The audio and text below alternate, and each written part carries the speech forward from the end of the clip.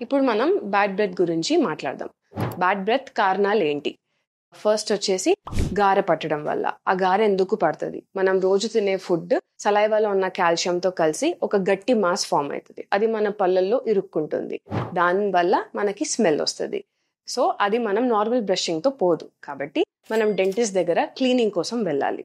ఇంకోటి, వాటర్ సరిగ్గా తాగకపోవడం వల్ల, వాటర్ ఇంటేక్ తక్కువ అవడం వల్ల అందుకు బ్యాడ్ స్మెల్ కూడా వచ్చే అవకాశాలు ఉంటాయి.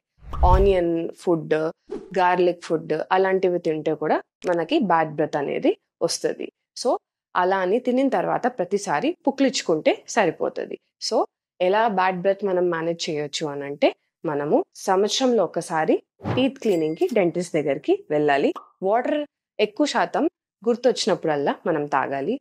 వాటర్ ఇంటేక్, వాటర్ వాల్యూమ్ మనం పెంచుకోవాలి మన డైలీ రొటీన్స్లో. అండ్ ప్రతిసారి ఫుడ్ తినిన తర్వాత పళ్ళు పుక్లించుకుంటే వాసన చాలా శాతం వరకు తగ్గిపోతుంది. Thank you.